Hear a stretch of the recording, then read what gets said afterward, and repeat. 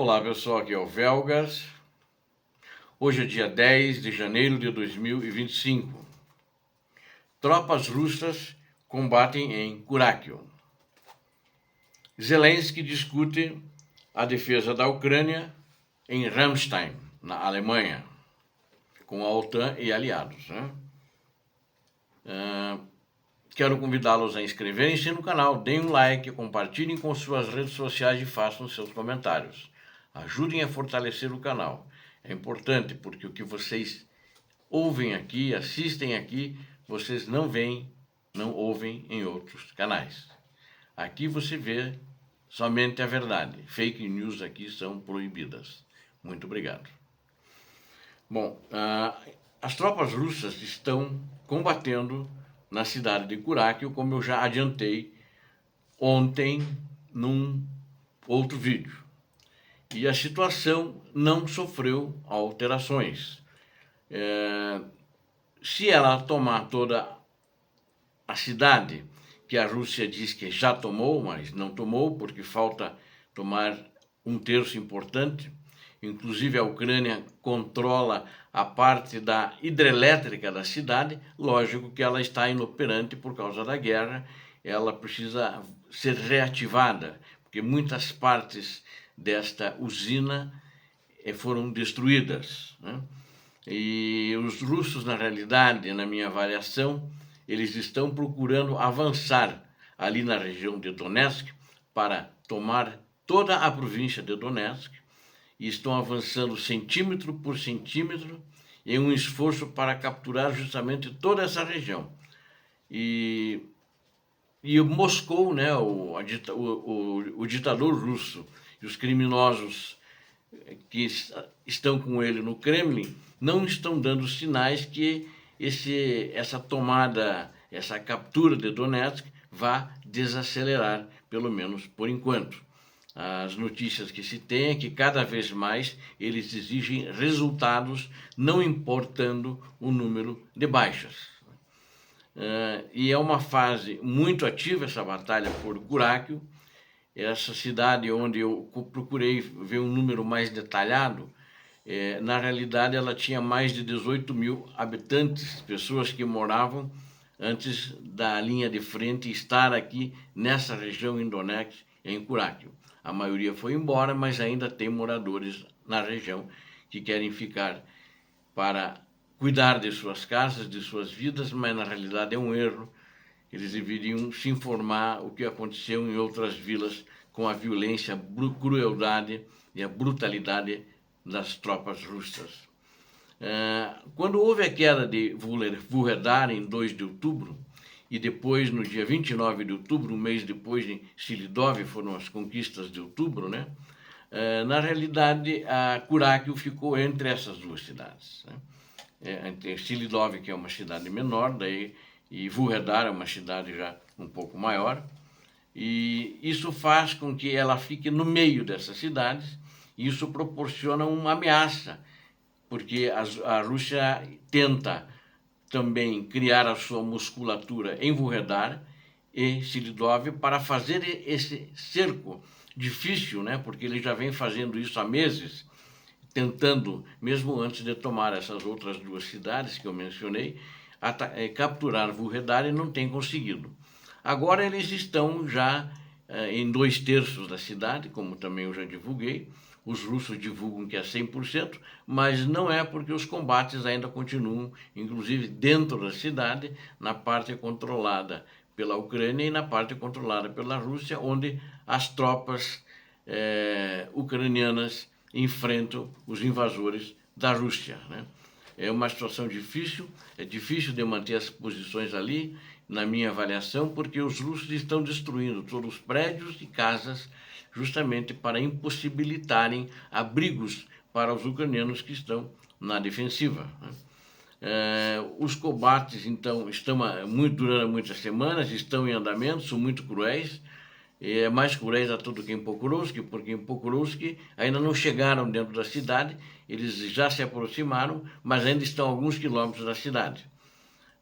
Quando a cidade, como em Kurákio, eles estão destruindo a cidade, ela não há lugar, na minha avaliação, para manter uma defesa.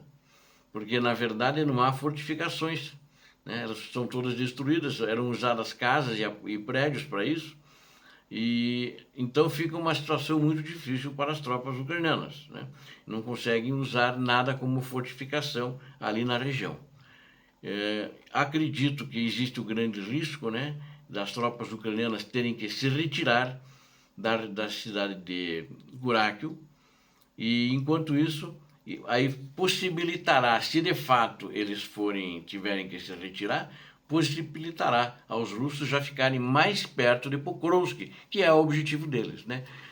Não vejo que a cidade de Kurákio seja um alvo estratégico, não. É apenas um alvo no caminho para Pokrovsk, né? Ela não é, vamos dizer assim, a cereja do bolo.